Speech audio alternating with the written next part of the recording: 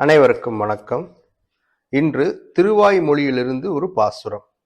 குன்றமேந்தி குளிர்மலை காத்தவன் அன்று ஞாலம் அளந்த பிரான் பரன் சென்று சேர் திருவேங்கிட மாமலை ஒன்றுமே தொழ நம்பினை ஓயுமே. நம்மாழ்வாரனுடைய அற்புதமான ஓர் பாசுரம், அனுபவித்து அருளிய பாசுரம். குன்றம் ஏந்தி குளிர்மலை காத்தவன் அப்படின்னா கோவர்தனகிரியை பெருமாள் தூக்கிய வரலாற்றை இது கூறுகிறது. ஆயர்பாடி என்று அழைக்கக்கூடிய விருந்தாவனத்துல பகவான் வளர்ந்து கொண்டு வருகிறார் கண்ணனாக. அப்பொழுது அங்கு இருக்கக்கூடிய பெரியவர்கள் எப்பொழுதுமே வருடந்தோறும் இந்திரனுக்கு விழா எடுப்பார்கள். மலை கடவுளான தேவர்களுக்கு நன்றி தெரிவிக்கும் விதமாக ஒரு விழா எடுப்பார்கள். அது எப்பொழுதும் நடந்து கொண்டு இருக்கக்கூடியது. இம்முறை கண்ணன் கொஞ்சம் பெரியவனா வளர்ந்ததுக்கு அப்புறம் அவர் என்ன நினைக்கிறாரு, நாம ஏன் இந்திரனுக்கு விழா எடுக்கணும்?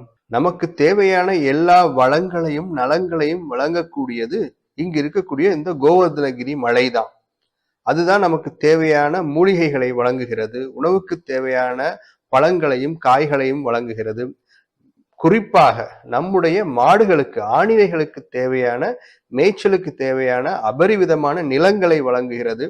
ஏன்னா கோவர்தனகிரி மலையில தான் நம்ம ஆணிரைகளை கண்ணனும் அவருடைய நண்பர்களும் சென்று போய் மேய்த்து கொண்டு வருகிறார்கள்.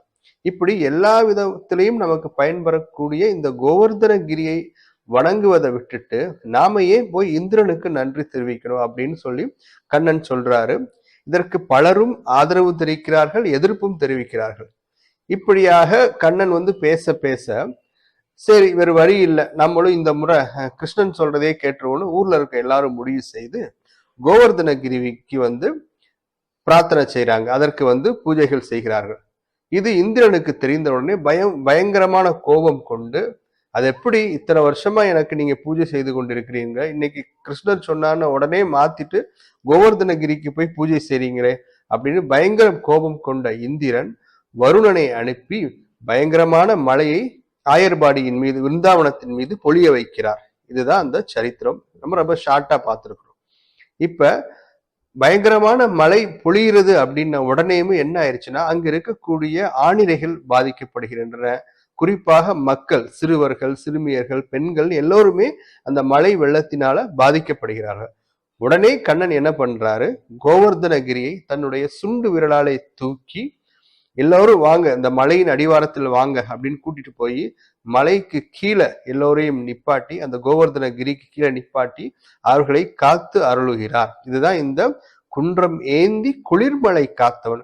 பயங்கரமான குளிரை வழங்கக்கூடிய மழையை பெய்து மக்களை துன்பப்படுத்த நினைத்த இந்திரனிடம் இருந்து மக்களை காத்ததினால் இந்த பாசுரத்தை நம்மாழ்வார் பாடுகிறார். குன்றம் ஏந்தி குளிர்மலை காத்தவன் அன்று ஞாலம் அளந்த பிரான் அப்படின்னா, முன்பொரு காலத்திலே வாமனனாக அவதாரம் எடுத்த எம்பெருமான் வாமனனாக குள்ளமான அவதாரம் எடுத்து மகாபலியினுடைய ஆணவத்தை அடக்குவதற்காக சிறிய உருவம் எடுத்து 3 அடி மண் கேட்டு உலகையும் அளந்து அவனை மண்ணில் அப்படியே அழுத்தி மகாபலியை எம்பெருமான் அழிக்கவில்லை. ஏன்னா முன்பே மகாபலியினுடைய முன்னோர்கள் தான் பிரகல்லாதன். பிரகல்லாதனுக்கு ஏற்கனவே வரம் கொடுத்திருந்தாரு பகவான். அது வேற ஒரு சரித்திரம். பிரகல்லாதனுடைய கண் முன்பாகவே அவனுடைய தந்தையான இரண்யகசிபுவை அழித்து விட்டதனால் பிரகல்லாதனுக்கு ஒரு வரம் கொடுத்திருந்தார். இனிமே உன்னுடைய வம்சத்தில் வரக்கூடிய யாரையும் நான் கொல்ல மாட்டேன். அந்த ஒரு காரணத்திற்காக மகாபலியை அழிக்காமல் அப்படியே அவனை கால வச்சு மிதிச்சு பாதாள லோகத்திற்கு தள்ளிடுறார் எம்பெருமான். இதுதான் மகாபலியினுடைய சரித்திரம். அப்ப 2 சரித்திரம் இங்கு மேற்கோள் காணப்படுகிறது. ஒன்று கோவர்தனகிரியினுடைய சரித்திரம், இன்னொன்று மகாபலியினுடைய சரித்திரம். அதுதான் அன்று ஞாலம் அளந்த பிரான் பரன் சென்று சேர் திருவேங்கிட மாமலை. பரன் அப்படின்னா பரம்பொருள், பரமேஸ்வரன், இறைவன், பரமன் அப்படின்னு பல பொருள்கள் உண்டு. அப்பேற்பட்ட பரமனை நாம் திருவேங்கட மலையில் சென்று வழிபடுவோமாக. திருவேங்கட மாமலை ஒன்றுமே தொழ நம்பினை ஓயுமே. ஒன்றுமே அப்படின்னு ஏன் அழுத்தி சொல்றார் அப்படின்னா, பகவான் ஒருவர் தான் நமக்கு காப்பாற்றக்கூடிய, நம்மை காப்பாற்றக்கூடிய ஒரு மார்க்கம். எம்பெருமான் நாராயணன் ஒருவரே நாம் வணங்கக்கூடிய கடவுள் அப்படிங்கிறதுக்காக ஒன்றுமே தொழ இறைவன், அந்த இறைவனை மட்டுமே நாம் தொழ வேண்டும். நாராயணனே நமக்கே பறை தருவான்னு ஆண்டாள் பாடுறாங்க. அதாவது நமக்கே அப்படின்னா நம்மளுடையக்கு இருக்கக்கூடிய ஒரே ஒரு கடவுளான பகவானை வணங்க வேண்டும் அப்படின்னு ஒரு அழுத்தமாக இறைவனை வணங்க வேண்டும் அப்படின்னு சொல்லிட்டு இந்த பாசுரம். நாராயணனை நமக்கே பறை தருவான் பாரோர் புகழ படிந்தேலோர் எம்பாவாயின்னு ஆண்டாள் பாடுறாங்க திருப்பாவையில். அதே போல ஒன்றுமே தொழ நம் வினை ஓயுமே, நம்முடைய வினைகள் அத்தனையும் ஒளிந்து விடுமே. ஓயுமேனா ஒளிந்து விடுமே. செடியாய வல்வினைகள் தீர்க்கும் திருமாலை நெடியானை வேங்கடவா அப்படின்னு குலசேகர ஆழ்வார் பாரு.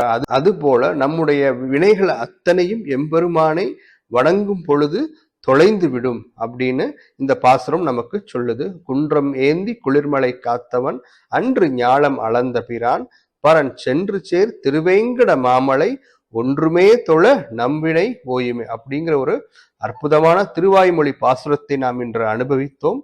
ஓம் நமோ நாராயணாய. ஸ்ரீமன் நாராயணன் எல்லோருக்கும் நல் அருளை புரிவாராக என்று வேண்டிக் கொண்டு விடைபெறுகிறேன். நன்றி, வணக்கம்.